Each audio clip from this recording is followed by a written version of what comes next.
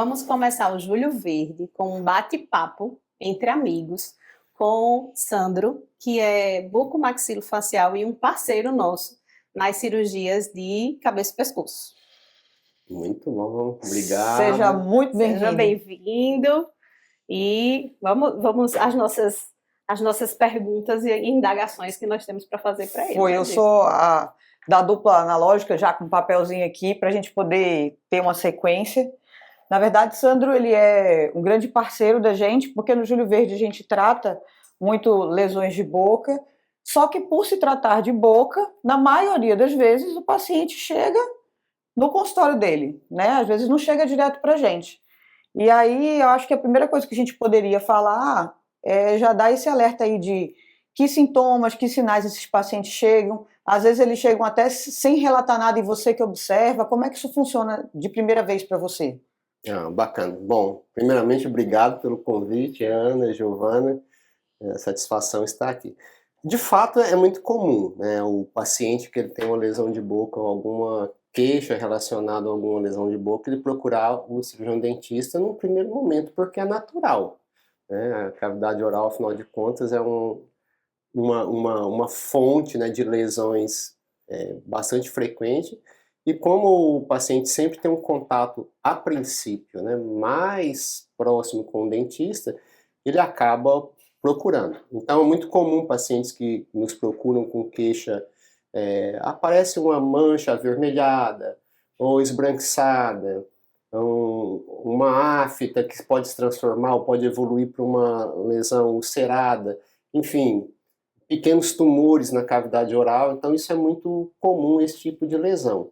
E normalmente, né, os pacientes, hoje há um nível de conscientização maior, isso ainda é um desafio, porque por incrível que pareça, o câncer de boca nem é um dos mais comuns, mas ele acaba sendo mais letal, porque quando as pessoas procuram, geralmente procuram numa fase onde a doença já está instalada, e aí a gente perde a oportunidade da prevenção. Mas, dito isso, então as lesões muito comuns são essas, úlceras aftosas, traumas por uso de prótese mal adaptada, né, as leucoplasias, que são as lesões brancas. Dessas situações, assim, a que normalmente a gente vê muito no consultório, que eu acho mais interessante é quando o próprio paciente ele chega para fazer qualquer outra coisa no dentista e vocês notam, porque esse paciente não tem queixa alguma, ele mesmo não notou que ele tinha uma mancha branca, uma mancha vermelha ou um caroço, porque não doía, não incomodava, e vocês notam. Isso. Então essa consulta regular com o dentista eu acho sensacional, porque na maioria das vezes isso acontece, né? Exatamente, e é importante, inclusive dentro do curso de odontologia, né? Na nossa formação, durante o curso, tem a cadeira de patologia e estomatologia, que é uma disciplina que a gente treina muito o diagnóstico de lesão de boca. Mas, ainda assim, quando a gente vai para a prática clínica, infelizmente ainda passa muita lesão sem diagnóstico, né? Então é importante reforçar a necessidade de fazer o exame da mucosa, mesmo quando a queixa não está associada a isso. Acho que esse é o grande diferencial assim, da odontologia, que é a oportunidade de você detectar a lesão no começo e quando ainda não há a queixa, né? E você consegue fazer esse diagnóstico no próprio consultório? Você consegue fazer essa biópsia lá? Como é que vocês fazem? Então, o nosso papel, primordialmente, ele se dá em dois níveis. O primeiro é você fazer o exame e, ao observar uma lesão suspeita, você vai fazer a conduta, que é ou observa por um tempo, com base na história clínica, né? Uma lesão que começou uma semana, 3, 4 dias, você não vai partir para a biópsia logo. Mas, num segundo momento, uma lesão que ela persiste ou ela já está instalada há um tempo, a gente faz uma biópsia, na maioria das vezes incisional, né? Tira ali uma parte da lesão, dificilmente a gente faz a remoção toda, para ter o diagnóstico histopatológico. E aí vem a parceria, porque à medida que a gente faz o diagnóstico e tem o diagnóstico precoce, a gente já encaminha direto para a cabeça e pescoço aquelas lesões que são malignas, né, que existe tratamento cirúrgico mais invasivo, radioterapia e ou quimioterapia. Então essa conversa com a cabeça e pescoço ela é muito importante, ela é essencial. Você percebe, ao longo dos anos a gente vem vendo uma mudança de perfil desse paciente com câncer de boca. quando a gente fez residência, a gente via muito que era o idosinho, um paciente de 70 anos, 80 anos, que fumou muito, que bebeu muito. E à medida que os anos vêm passando, e as pesquisas também vêm mostrando que isso vem se invertendo um pouco. A gente tem pegado cada dia mais pacientes jovens, pacientes com 20, 30 anos, 40 anos, com patologias, com câncer de boca, na verdade. A gente tem pegado com uma certa frequência. E muitas vezes esse paciente não tem história de fumo. Você percebe essa mudança no consultório também? Ou para Sim. você não... Não, a gente percebe. É porque isso é um dado que você tem que considerar assim, fatores epidemiológicos, né, e exposição a fator de risco. Por exemplo, a expectativa de vida do brasileiro ela aumentou, né, nas últimas 3, 4 décadas. Então se vive mais e, consequentemente, esse aumento, você tem um aumento à exposição a esses fatores de risco, e por isso também a gente detectava muito mais nas pessoas, digamos, mais idosas. Mas, por exemplo, eu tenho a prática de tanto fazer clínica privada e serviço público. E no serviço público, às vezes eu atendo comunidade, por exemplo, ribeirinha e praiana. E lá, mesmo indivíduos jovens apresentam câncer de boca, mesmo não associado ao fumo, mas porque tem uma exposição à radiação solar muito maior do que, por exemplo, a pessoa que mora na capital, ou está protegida, ou não se expõe tanto.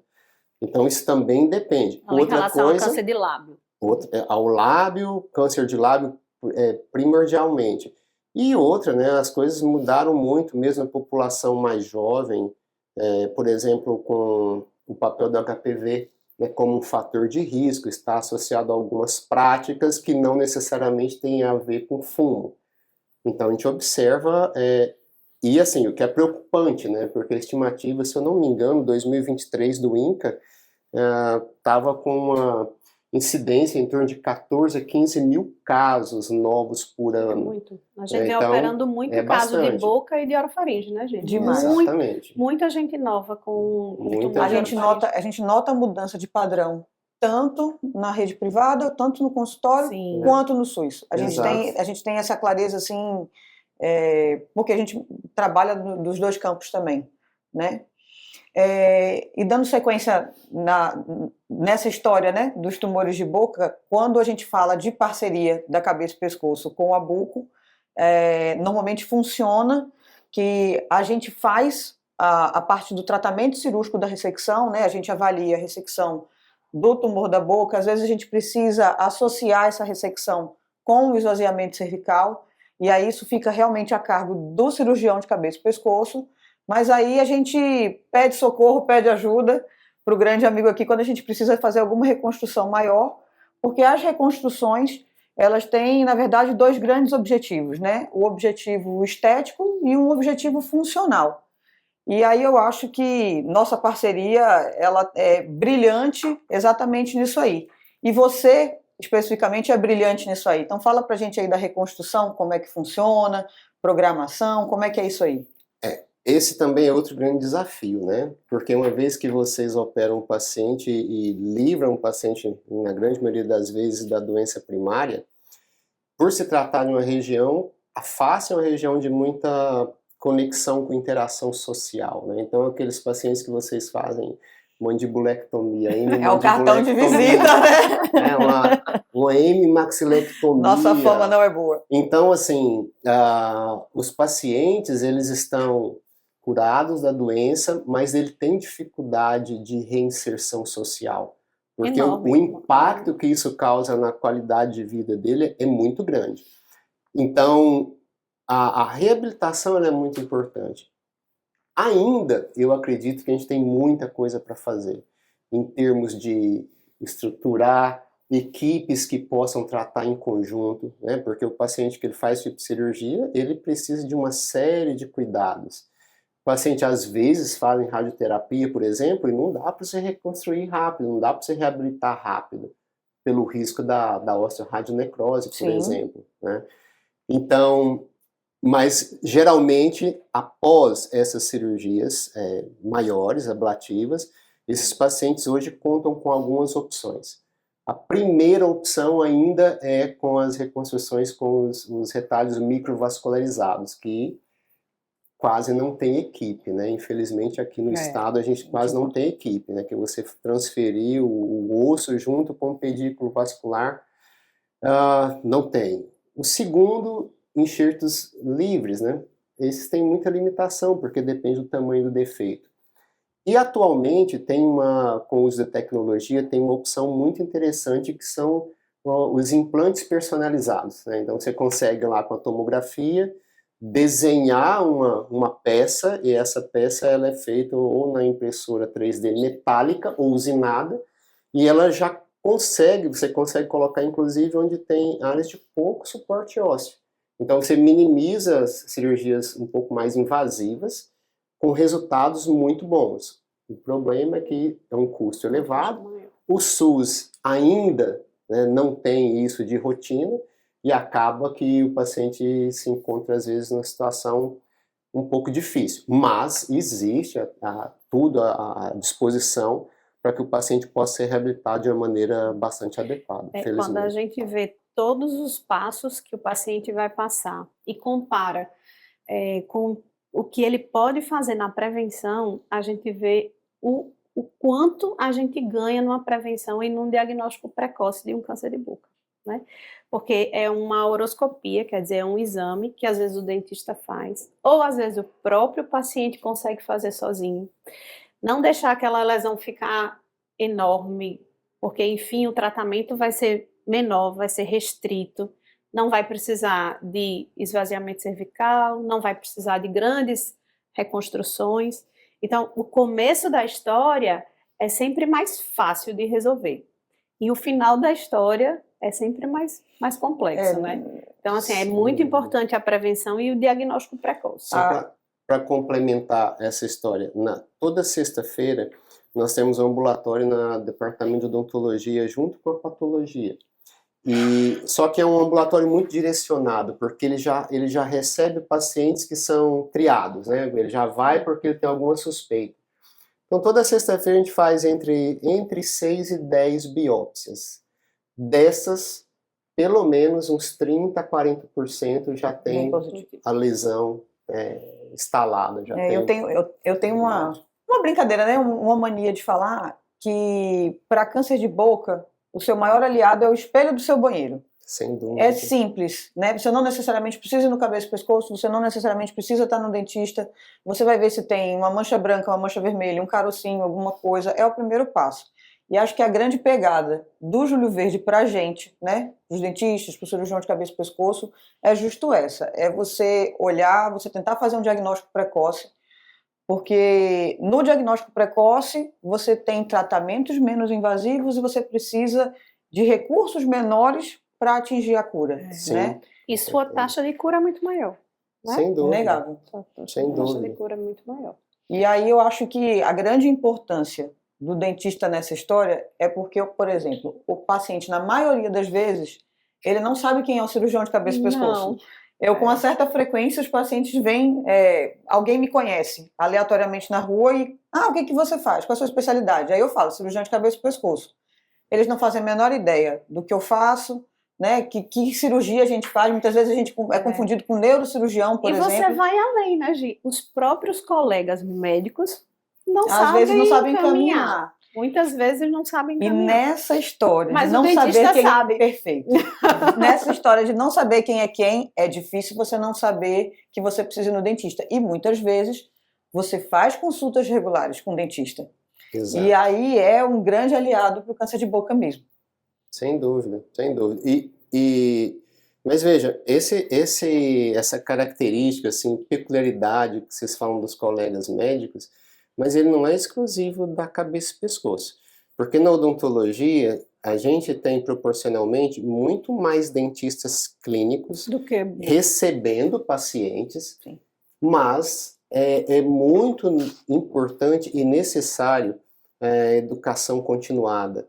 Porque também a pessoa às vezes vai para uma área, por exemplo, odontologia estética, e ele acaba direcionando o olhar dele para aquilo, Sim. né? E passa Esquece. batido. Passa. Né? Passa batido, porque se ele não faz um exame detalhado, a lesão pode estar lá e ele não percebe. Né? Então, reforçando a importância de todo mundo ficar muito atento.